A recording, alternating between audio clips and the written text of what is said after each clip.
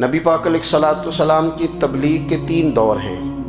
ایک تو حضور نے اپنے قول سے تبلیغ فرمائی ہے، وہ 40 سال کی عمر سے محبوب نے اعلان فرمایا اور تبلیغ کی، اور ایک نبی پاک صلی اللہ تعالیٰ علیہ وسلم بالواسطہ حضور کی تبلیغ ہے جو آج تک جاری ہے۔ امت کے علماء، مشائخ، مبلغین حضور کے دین کو آگے پھیلا رہے ہیں، تو دراصل یہ بھی تبلیغ رسول پاک علیہ السلام ہی کی تبلیغ۔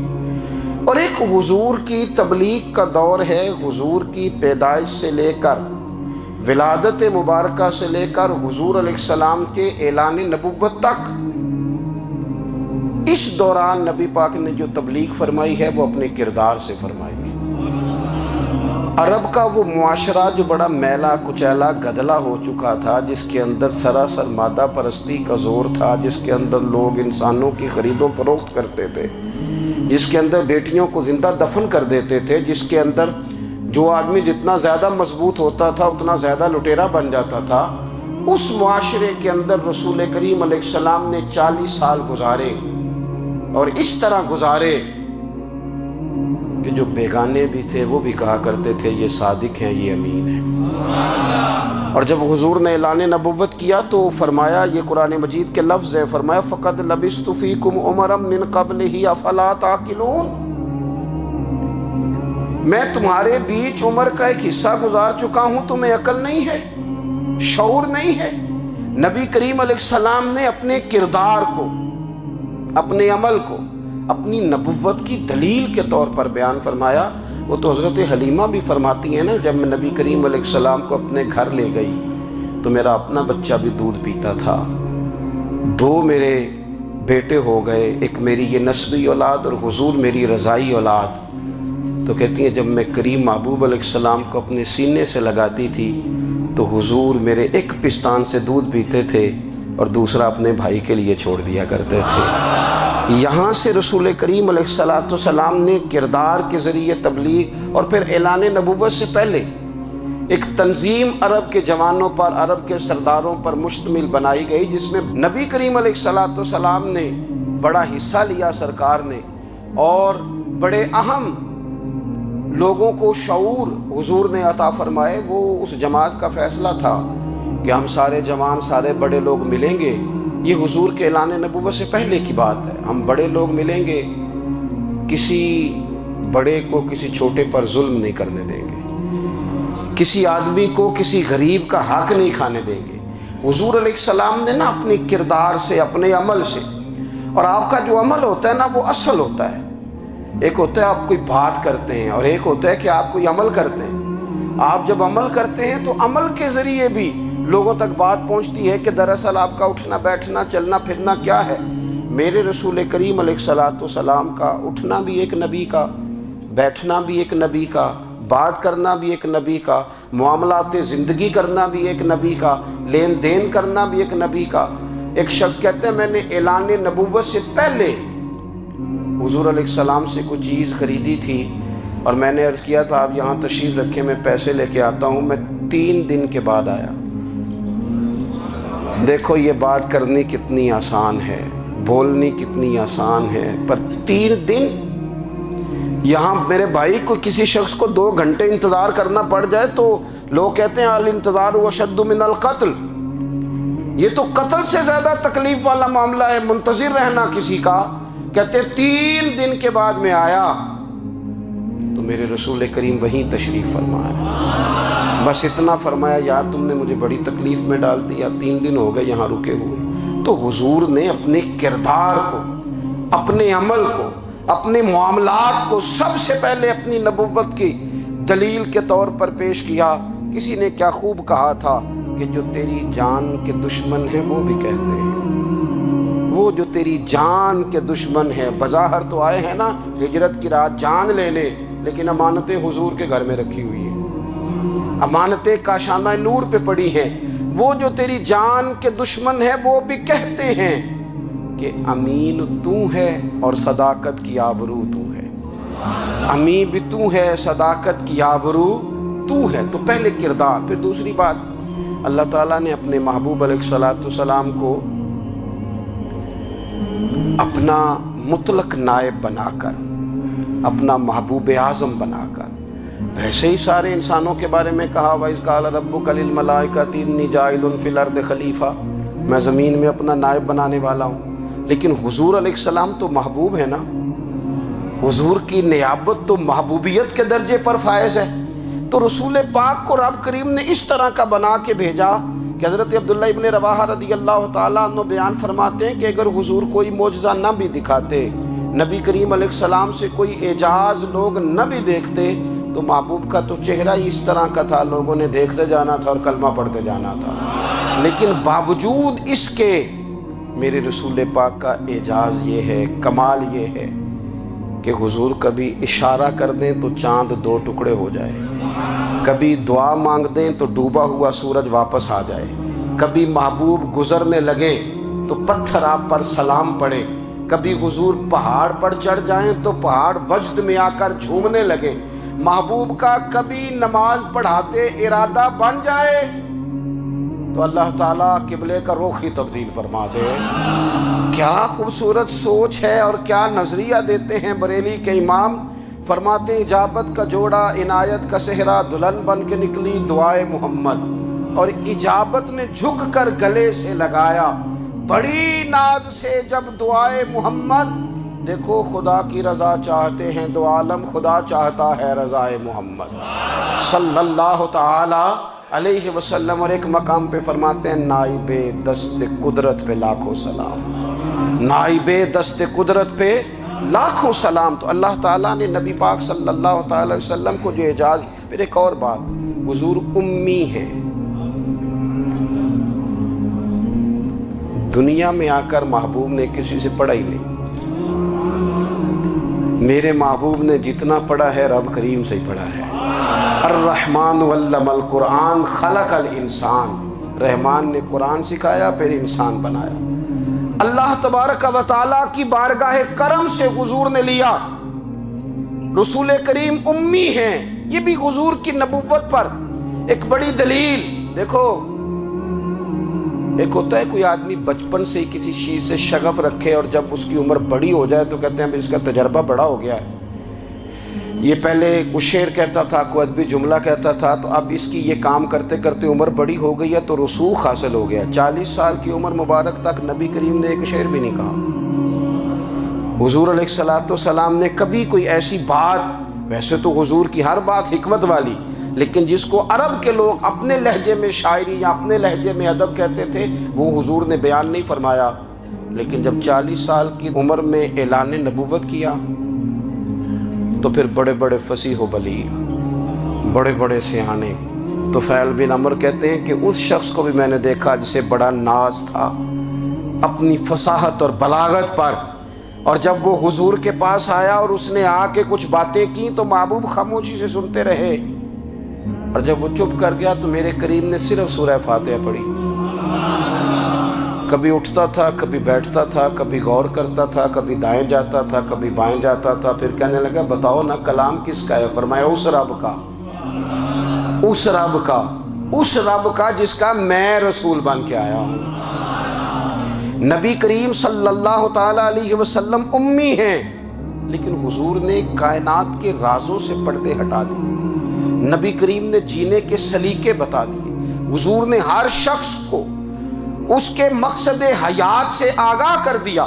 نبی کریم علیہ السلام نے وہ فلسفہ حیات بیان کیا کہ لوگوں کو صرف جینے میں مزہ نہیں آیا، مرنے میں بھی مزہ آنے لگا۔ لوگ آگے بڑھ بڑھ کے جانیں پیش کرنے لگے، اپنی اولادیں قربان کر، جو فلسفیوں سے کھل نہ سکا اور نکتہ وروں سے حل نہ ہوا، وہ راز ایک طیبہ والے نے بتلا دیا چند اشاروں میں۔ محبوب کریم امی ہیں، لیکن حضور نے اس طرح دنیا کو سکھایا، اس طرح دنیا کو پڑھایا، اس طرح حضور نے علم کے چراغ اور دیپ روشن کیے کہ قیامت تک جسے روشنی ملے گی نا، اسے صرف دروازہ مصطفیٰ سے ملے گی، اسے رسول کریم علیہ السلام کے در دولت سے ملے۔ کچھ لوگوں نے کہا کہ اپنے پاس سے آیات بنا کے لاتے ہیں، اپنے گھر میں بیٹھ کے دعوے کر لینا تو کوئی مشکل کام نہیں نہ ہوتا، سارے لوگ ہی کر لیتے ہیں۔ بلکہ وہ ہمارے ایک بزرگ کہا کرتے تھے، خیالی پلاؤ پکائیے تے گھیو کدے بھی کٹ نہ پائیے۔ کیونکہ کون سا پیسوں کا ڈالنا ہے، زیادہ ڈالیں آپ اور زیادہ ڈالیں۔ بہت سارے لوگ ہیں آج بھی، کچھ لبرل ہیں بیچارے، کچھ دین بیزار طبقہ ہے، وہ کہتے ہیں جناب ہمیں تو جدید باتیں بتائیں، ہمیں تو نئے اسلوب کے مطابق لے کے چلے، ہمیں تو او بھائی سن، میرے نبی پاک علیہ السلام نے فرمایا میرا قرآن کبھی پرانا نہیں ہوگا، اسے پڑھ کے دیکھ، اس کی جدت کا حسن دیکھ، یہ تو کھلا ہوا باغ ہے، تو ایک دفعہ اس کے قریب آئے گا تو خوشبو ملے گی، دوسری دفعہ آئے گا تو اس سے زیادہ تازی ملے گی، ایک دفعہ پھل کھائے گا تو مزیدار ہوگا اور دوسرا کھائے گا، ہو سکتا ہے شکل ملتی جلتی ہو لیکن ذائقہ بڑا نرالا ہوگا۔ تو تو صحیح نا، جب کچھ لوگوں نے کہا یہ خود سے بنا کے آیات لاتے ہیں تو فرمایا وَإِن كُنتُمْ فِي رَيْبٍ مِّمَّا نَزَّلْنَا عَلَىٰ عَبْدِنَا فَأْتُوا بِسُورَةٍ مِّن مِّثْلِهِ، اگر تمہیں کوئی شک ہے اس میں جو ہم نے اپنے بندہ خاص میں نازل کیا ہے تو تم بھی اس جیسی ایک آیت بنا کے لاؤ۔ اور چلو چیلنج کھلا ہی دے دیا، فرما وَادْعُوا شُهَدَاءَكُم مِّن دُونِ اللَّهِ، اللہ اور اللہ والوں کو چھوڑ دو، تفسیری ترجمہ عرض کر رہا ہوں، یعنی صحابہ کو چھوڑ دو، حضور کے ماننے والوں کو چھوڑ دو، باقی ساری دنیا کے کافر اکٹھے ہو جاؤ، ایک آیت بس قرآن جیسی لے کے آؤ، ایک آیت لے کے آؤ، ان کنتم صادقین، اگر تم سچے ہو۔ جوانوں سنو، کہا ایک آیت، اور یہ چیلنج آج تک قرآن مجید کا موجود ہے، آج تک وَإِن كُنتُمْ فِي رَيْبٍ مِّمَّا نَزَّلْنَا عَلَىٰ عَبْدِنَا فَأْتُوا بِسُورَةٍ مِّن مِّثْلِهِ، تم قرآن کے مقابلے کی ایک صورت لے کے آؤ اور سارے حمایتی اکٹھے کر لو اپنے، ان کنتم صادقین، اگر تم سچے ہو۔ جواب تو ادھر سے آنا تھا نا، لیکن کائنات کے رب نے جواب بھی خود دیا، فرمایا فَإِن لَّمْ تَفْعَلُوا وَلَن تَفْعَلُوا، اگر تم نہ لا سکے، اور فرمایا تم لا سکتے بھی نہیں، اگر تم نہ لا سکے اور تم لا سکتے بھی، نہ خنجر اٹھے گا نہ تلوار تم سے، یہ بازو میرے آزمائے ہوئے ہیں، وَلَن تَفْعَلُوا، تم لا بھی نہیں سکتے، فَاتَّقُوا النَّارَ الَّتِي وَقُودُهَا النَّاسُ وَالْحِجَارَةُ، پھر اس آگ سے ڈر جاؤ جس کا ایندھن آدمی اور پتھر ہے، اُعِدَّتْ لِلْكَافِرِينَ، بنائی کافروں کے لیے، بنائی مومنوں کے لیے تو رب نے جنت بنائی ہے، اُعِدَّتْ لِلْكَافِرِينَ، یہ دوزخ اللہ نے کن کے لیے بنائی ہے؟ اُعِدَّتْ لِلْكَافِرِينَ کہتا ہے کافر کے لیے بنایا۔ تو اللہ تبارک و تعالیٰ نے میرے رسول پاک صلی اللہ تعالیٰ علیہ وسلم کو وہ کتاب عطا فرمائی، اور پھر حضور کی فصاحت و بلاغت، معرفت، دیکھو ایک ہوتا ہے گھنٹوں باتیں کرنا، ایک ہوتا ہے کئی والیم پر مشتمل، کئی جلدوں پر مشتمل کتب کا لکھنا، اور ایک ہوتا ہے کسی بندے کا ایک بات کرنا اور سامنے والے کی طبیعت کو اتنا جگا دینا کہ اگلی بات فوراً ہی اس کی سمجھ میں آ جائے۔ اور حضور نہ کسی کی انا کو نہیں جگاتے تھے، ہم بعض اوقات کسی سے خطاب کرتے ہیں، بات کرتے ہیں تو سامنے والے کی انا کو جگا دیتے ہیں، ٹھیس پہنچاتے ہیں، وہ کہتا ہے چل پھر تگڑا ہو جا میں بھی آیا۔ حضور انا نہیں جگاتے تھے، میرے نبی پاک ضمیر جگاتے تھے تاکہ وہ شخص فیض حاصل کر سکے، اسے کچھ ملے۔ نبی کریم کا جو انداز تکلم ہے وہ اس طرح کا ہوتا تھا کہ انسان خود بخود کھل اٹھتا تھا کہ مطلب یہ بات ہونے کیا لگی ہے، مطلب حضور کیا فرمانے لگے۔ نبی کریم صلی اللہ تعالیٰ علیہ وسلم، ایک دن محبوب کریم نے صحابہ کے پیچھے حضور کی فصاحت و بلاغت دیکھے، فرمایا محبوب نے کتنا نادان ہے وہ شخص جو اپنے ماں باپ کو گالی دے۔ کھلی ہو گئی لوگوں کی آنکھیں، کان کھڑے ہو گئے کہ یا رسول اللہ کون ایسا بدبخت ہے جو ماں باپ کو گالی دے گا۔ اب جب سوالات ذہنی سطح پر پوری طور پر ابھر گئے نا، تو اب رسول کریم نے بات سمجھائی، یہ ہے فصاحت و بلاغت، تیرے آگے ہیں یوں دبے لجے فصحاء عرب کے بڑے بڑے، کوئی جان منہ میں زبان نہیں بلکہ جسم میں جان نہیں۔ یا رسول اللہ کون ایسا نالائق ہے جو ماں باپ کو گالی دے؟ اب جب ذہنی سطح یہاں تک ابھر آئی تو اب حضور نے سمجھایا، فرمایا جب تم کسی کے ماں باپ کو گالی دو گے نا تو وہ بھی تو جواب میں تمہارے ماں باپ کو دے گا نا، تو فی نفس ہی یہ تم نے خود ظلم کیا ہے اپنے ماں باپ پر، کیوں تم نے ایسا لہجہ اختیار کیا کہ جس سے سامنے والے کی انا جاگ جائے اور وہ تمہارے مقابلے میں آ کر کے کھڑا ہو جائے؟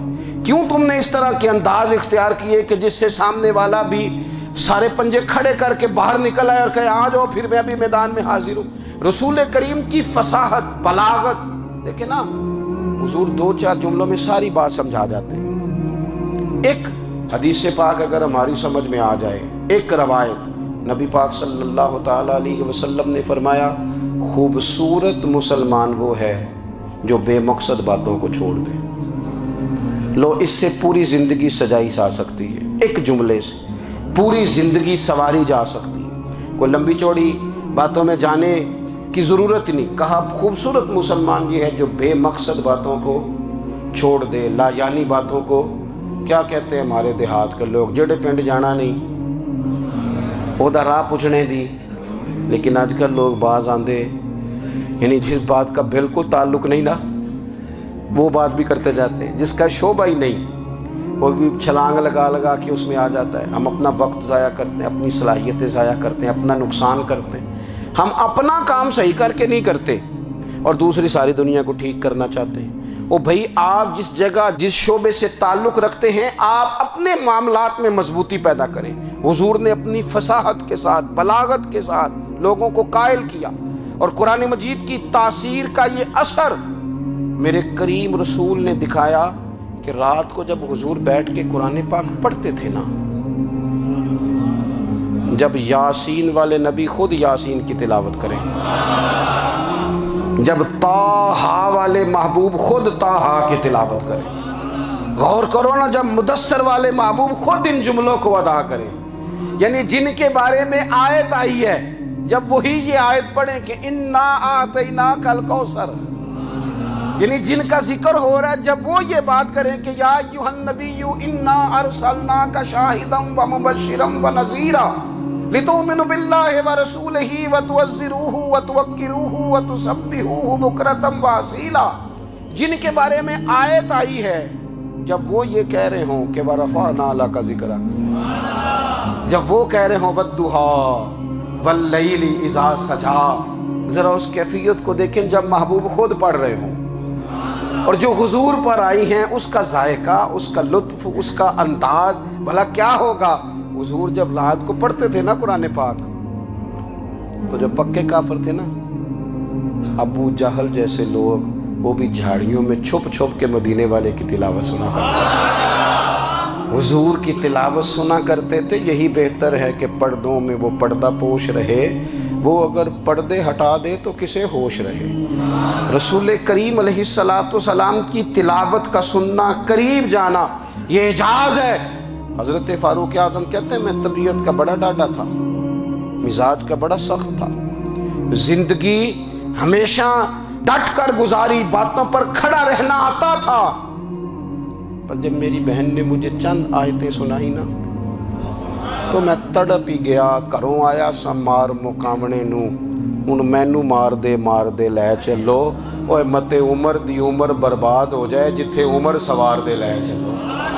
یہ اعجاز ہے رسول کریم صلی اللہ تعالی علیہ وسلم پر نازل ہونے والی کتاب کا۔ پھر حضور نے خبریں دی، نبی پاک نے خبریں دی، حضور نے فرمایا روم فتح ہوگا، وہ ہوا۔ نبی کریم علیہ السلام نے فرمایا شام فتح ہوگا، تو شام فتح ہوا۔ فرمایا ایران فتح ہوگا، تو ایران فتح ہوا۔ سراقہ بن مالک کہتے ہیں ایک گاؤں پر بھی مسلمانوں کی حکومت نہیں تھی، ایک گاؤں پر۔ حضور مکہ مکرمہ سے نکل رہے تھے، مدینہ طیبہ تشریف لے جا رہے تھے، ابھی راستے میں تھے، میں 100 سرخ اونٹوں کے لالچ میں معاذ اللہ حضور کو گرفتار کرنے پہنچ گیا۔ محبوب نے حکم دیا، حضور کا معجزہ میں نے آنکھوں سے دیکھا، میرا گھوڑا زمین میں دھستا چلا گیا، میں نے معافی مانگی، حضور نے معاف کر دیا۔ میں نے سمجھا اچانک ہو گیا ہے۔ یہ منوانا بھی بڑا مشکل کام ہے۔ شجر و حجر پہچان گئے، انسان کی نظروں میں شاکی رہا۔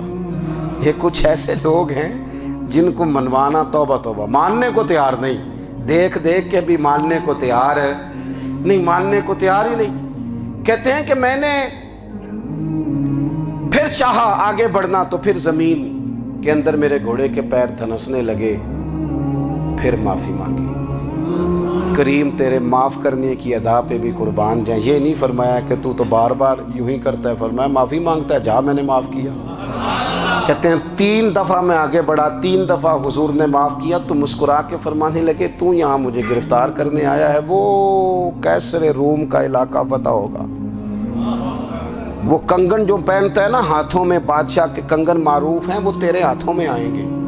अल्लाह करे आप समझे। ये जो लोग डरी डरी सहमी सहमी और हमारे बच्चे मायूसी की माज़ अल्लाह बातें करते हैं, वो देखें हुजूर किस तरह की गुफ्तगू फरमाते हैं। अभी एक गांव पर भी इस्लाम की हुकूमत नहीं, लेकिन हुजूर का खबर देने का अंदाज। करीम फरमाने लगे वो कैसर रूम के जो कंगन होंगे वो तेरे हाथों में आएंगे। जनाब सुराका बिन मालिक फरमाते हैं कि मैं मुसलमान हो गया, हुजूर का विसाल हो गया, कंगन नहीं आए। हज़रत अबू बकर सिद्दीक का विसाल ज़ाहिरी हो गया, कंगन नहीं आए। जनाब उमर का दौर आ गया, सुराका बूढ़े हो गए। कोई बंदा पूछता ना कि अब तो उम्र ढल गई है, ज़िंदगी का पता नहीं, कहने लगे नहीं मैं नहीं जाता। जब तक कंगन नहीं आते इज़राइल कोई नहीं आएंगे, क्योंकि साढ़े नबी दी ज़ुबान साढ़े वास्ते कुरान। जो दिन को कह दिया दिन है तो दिन निकल आया, जो शब को कह दिया शब है तो रात हो के रही। और खुदा ने उनकी ज़ुबान को वो इख्तियार दिया, जो निकली मुंह से उनके वो बात हो के रही। और फाज़िल बरेलवी का तो अंदाज़ ही फिर अनोखा है ना। वो तो कहते हैं वो ज़ुबान जिसको सब कुन की कुंजी कहे, जिसको सब कुन की कुंजी कहे, उसकी नाफिज हुकूमत पे लाखों सलाम। कहने लगे नहीं आते हज़रत इज़राइल, फ़िक्र न करो, बूढ़े हो गए थे, निकलना घर से बंद कर दिया था। हज़रत उमर का दौर था, कंगन आ गए। हज़रत फ़ारूक आज़म ने उनके पोतों से, नवासों से, बच्चों से कहा जाओ बुला के लाओ। का दादा जान बूढ़े हैं, फिर मैं तुम कान में कह देना कंगन आ गए, फिर तुम देखना तो सही। फिर हज़रत सुराका आए, हुजूर ने जो खबरें दी, नबी पाक अलैहिस्सलाम ने जो गुज़श्ता कौमों के अहवाल बयान किए, और फिर मेरे नबी पाक अलैहिस्सलाम ना दुनिया में इज़्ज़तें देने आए।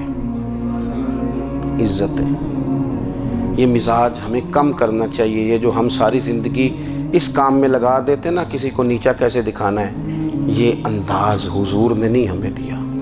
आप देखो हुजूर तशरीफ़ लाए तो हमें पता चला कि हज़रत यूसुफ जैसा सोना कोई नहीं। हुजूर तशरीफ़ लाए तो हमें पता चला कि हज़रत दाऊद जैसी खूबसूरत आवाज़ किसी की नहीं। हुजूर तशरीफ़ लाए तो हमें पता चला कि जनाब ईसा अलैहिस्सलाम का फ़क्र इख्तियारी किस तरह का था। महबूब तशरीफ़ लाए तो हमें पता चला कि हज़रत मूसा का जलाल किस तरह का था। ये तो हुजूर आए तो नबी पाक अलैहिस्सलाम ने उसकी भी अज़मत बयान की, उसकी भी शान बयान की। हुजूर ने बताया कि अबू बकर सिद्दीक की शान क्या है, फ़ारूक आज़म का मर्तबा क्या है, उस्मान गनी की हया क्या है, मौला अली की शुजाअत क्या है, अहले बैत नबूवत की अज़मत क्या है। हुजूर आए इज्जतें देने, माँ को इज्जत दी मदीने वाले रसूल। कहा जिसका बाप राजी हो गया उसका रब राजी हो गया। फरमाया जो 2 बेटियां, 3 बेटियां, 4 बेटी बहनें या 1 बेटी या बहन ब्याह के आ गया ना, इस तरह मेरी 2 उंगलियां जुड़ी हुई हैं, मेरे साथ जुड़ के जन्नत में जाएगा। रसूल करीम सल्लल्लाहु अलैहि वसल्लम ने इज्जत दी, इज्जत दी।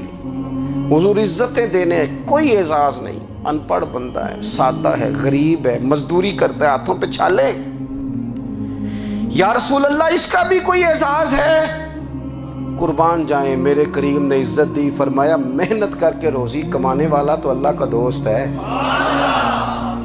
ये ईंटें उठाने वाला, ये मुशक्कतें करने वाला, ये सुबह दिहाड़ी पे जाने वाला, ये बेचारा जो अचार से रोटी खाता है, तूने हर शख्स की किस्मत में ये इज्जत लिखी और आखिरी खुतबे की सूरत में वसीयत लिखी। रसूल करीम ने हर बंदे को एजाज दिया, अजमतें दी। हुजूर इज्जतें देने आए, नबी पाक अलैहिस्सलाम ने एजाज़ात दिए, हुजूर ने नवाजा। ये सारी चीज़ें मेरे रसूल पाक की तशरीफ़। और फिर ये जो हुजूर के सहाबा और अहले बैत है ना, ये भी मेरे नबी पाक की नबूवत की दलील है। इतनी जल्दी इनकलाब आया नहीं करते। वो कल तक जो रहज़न थे हुजूर ने रहबर बना दिए।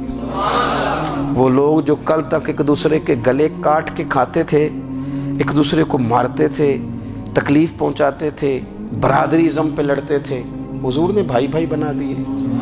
एक प्लेट में खाना खाने लगे सैयदना बिलाल हबशी, सुहैब रूमी, सलमान फ़ारसी, हुजूर ने यूं करके मिला दिया। नबी करीम अलैहिस्सलाम ने तकसीमें ख़त्म कर दी दुनिया। हुजूर के सहाबा ने अपना किरदार इस तरह का दिखाया, इतना बुलंद किया, और सहाबा किराम अलैहिम रिदवान उसको देखकर इतनी बुलंदियों पे गए कि गवाहियाँ अल्लाह का कुरान देता है।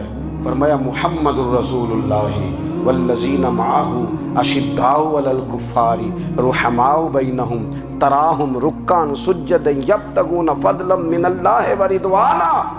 फरमाया ये जो मेरे महबूब के साथ वाले हैं काफिरों पर सख्त हैं, आपस में नरम दिल हैं। तुम जब भी इन्हें देखोगे सजदे करते देखोगे, रुकू करते देखोगे, तुम इन्हें देखोगे अल्लाह की रज़ा के मुतलाशी हैं। इन्हें सारी मादा परस्ती से निकाल कर महबूब ने रब की रज़ा के रास्ते पे डाल दिया। मेरे नबी करीम सैयद आलम सल्लल्लाहु ताला अलैहि वसल्लम की नबुव्वत के दलाइल के तौर पर ये सारी चीज़ें आई। बस मैं बात समेटने लगा हूँ। हुजूर का जो इखलाक है ना, वो भी नबी करीम अलैहिस्सलाम की नबुव्वत की बहुत बड़ी दलील है। वइन्नका लअला खुलुकिन अज़ीम। महबूब हमने आपको ना खुल्क़े अज़ीम का मालिक बनाया है। कुछ लोग समझते हैं सिर्फ आपका बोलने का अंदाज़ ठीक हो तो आप बाइखलाक हैं। नहीं भाई, बोलने का अंदाज़ ठीक होना बाइखलाक नहीं, सच बोलना इखलाक के अलावा। आपका हक बात करना अखलाक है, आपका सही गवाही देना अखलाक है, आपका अल्लाह ताला की तरफ से आजमाइश आने पर सब्र का मुजाहरा करना ऊंचा अखलाक है। रब नेमत दे तो आपका वजूद ढलता जाए शुक्र में, ये अखलाक है। रब करीम अगर आपको किसी वक्त किसी आजमाइश में अपनी हिकमत से डालता है तो इज्जत नफ्स को बरकरार रखना, खुददारी को बरकरार रखना, ये अखलाक। नबी पाक ने आला तरीन अखलाक की बात बताई, आला तरीन। हुजूर ने लोगों से बैत लेते वक्त कहा था मेरे हाथ पर बैत करो, चोरी नहीं करोगे। नबी पाक अलैहिस्सलाम ने मुख्तलिफ उमूर पर बैत ली। हजरत हकीम बिन हिजाम कहते हैं हुजूर ने मेरे हाथ पे हाथ रख के कहा मेरे हाथ पे हाथ रख के बैत करो कि किसी दुनियादार से सवाल नहीं करोगे, खुददारी से ज़िंदगी गुजारोगे, इज्जत नफ्स जो रब ने तुम्हें दिया है तुम उस पर राजी रहोगे।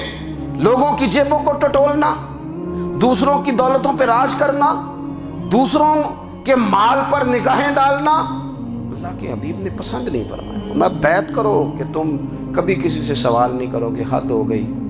निभाने वालों ने फिर इस आहद को निभाया और कमाल कर दी। हज़रत हकीम बिन हिज़ाम घोड़े पे बैठे थे, हाथ में दुर्रा था, वो ज़मीन पे गिर गया। करीब ग़ुलाम खड़ा था। हज़रत हकीम बिन हिज़ाम खुद घोड़े से उतरे, दुर्रा उठाया, दोबारा घोड़े पे बैठे। ग़ुलाम अर्ज़ करने लगा हुजूर मुझे बता देते, मैं उठा कर दे देता। आंखें चमक उठी, फरमाने लगे कैसे बता देता, अपने रसूल से वादा किया है कभी किसी से सवाल नहीं करूँगा, कभी सवाल नहीं करूँगा। अल्लाह के महबूब ने हमें आला अखलाकी कदरों की बात हमें सिखाई है। हम देखते हैं कि बड़ी जल्दी 2, 4, 5 लोगों के गुस्सा दिलाने पर हम सारी अखलाकी हदों को क्रॉस कर जाते हैं। दोस्तों, हमारा एक विज़न होना चाहिए, हमारे ज़ाती रवैये बड़े मोतबर होने चाहिए। लेन देन के मामलात के अंदर मुसलमानों को बड़ा साफ़ सुथरा होना चाहिए। हमें अपनी मुआशी ज़िंदगी में रोज़मर्रा के मामलात में हमारी तवज्जुहात का मरकज़ सिर्फ अल्लाह रसूल की ज़ात होनी चाहिए। रब करीम ने अपनी हिकमत से किसी को कितना दिया है ये उसकी हिकमत के तकाज़े हैं। हमें उसने जिस रंग में जिस हाल में रखा है हमें अपने रब की रज़ा पर बहुत ज़्यादा मुतमईन होना चाहिए। अच्छा, फिर एक और बात, जिन चीज़ों को हमने दुख बनाया है ना, ये तो वहाँ दुख था ही नहीं। महीना महीना चूल्हा नहीं जला, लेकिन किसी जगह इजहार गुर्बत है हुजूर की औलाद पाक का या साहब का या अज़वाज का। महीना महीना चूल्हा नहीं जला ये, लेकिन ये अखलाक आलिया का हुस्न देखो। अपने घर महीना महीना चूल्हा नहीं जला, जो मांगने आया उसे झोली भर के अता फरमाया, कोई दरवाजे से खाली नहीं गया। अजीज़ भाई, अगर ज़िंदगी में अखलाकी कदरें हम अपना लें और हम थोड़ा थोड़ा करके अपने आप को तब्दील करें, सारी ज़िंदगी तवज्जो रही कि फ़लाँ क्या कर रहा है, फ़लाँ क्या कर रहा है, थोड़ा सा गर्दन को झुका के अपने ऊपर तवज्जो डालें, अपने आप को वक्त दें। हुजूर के अखलाक आलिया की रोशनी में, तालीमात हसना की रोशनी में हम अपने किरदार व अमल पर थोड़ी तवज्जो दें। इस वक्त बहुत बड़ी तादाद में उम्मत मुस्लिमा है, और ऐसा नहीं है कि दौलत नहीं है, दौलत से भी सरशार हैं। हमारे यहाँ बड़े बड़े इंजीनियर हैं, बड़े बड़े डॉक्टर हैं, लेक्चरार हैं, हमारे पास बड़े बड़े हॉस्पिटल हैं, बड़ा कुछ है। लेकिन किरदार व अमल के बादशाह, अपनी ज़िंदगी तक़वे की रोशनी में गुजारने वाले, उन लोगों की तादाद कम है। अगर कोई आज भी सारे काम नेक करे लेकिन जायदाद में से बेटी का हक रख जाए, तो फिर उसने क्या मिलाद मनाया? अगर आज भी जो 2-4 लोग बेचारे उसके ज़ेरे दस्त हैं, मुलाजिमीन हैं, उनके साथ उसका रवैया इंतहाई सख्त हो, तो उसने क्या मिलाद मनाया? अगर आज भी वो बरादरीज़म की बुनियाद पर दोस्तियाँ करे और छोटे बड़े की वो तकसीम रखे, जिसे हुजूर ने फरमाया कि कबीले तो तारुफ के लिए, वरना किसी अरबी को अजमी पर, गोरे को काले पर कोई फजीलत नहीं। अगर कोई आज भी इस बरादरीज़म का कायल है, फिर उसने क्या मिलाद मनाया? अगर कोई शख्स आज भी अपने आप को मादा परस्ती में पूरी तरह धकेल चुका है और रज़ा इलाही का मुसाफिर नहीं बना, तो उसने क्या मिलाद मनाया? अपनी तबीयतों में रूहानी तब्दीली और वो ख़ास अफ़कार जो हुजूर अपने ग़ुलामों में पैदा फरमाते, उन अफ़कार को पैदा करना, सोचों को बदलना, सोचों को, नज़रियात को बदलना, अपने रोज़मर्रा के मामलात का जायज़ा लेना कि हम किस तरह आगे बढ़ सकते हैं और किस तरह हम एक बेहतरीन उम्मती और एक बेहतरीन मुसलमान बन सकते हैं, इस पर तवज्जो देना, ये मिलाद हमें सबक देता है। अल्लाह ताला मुझे और आपको अमल की तौफ़ीक़ अता फ़रमाए। आखिर दावा या अनिल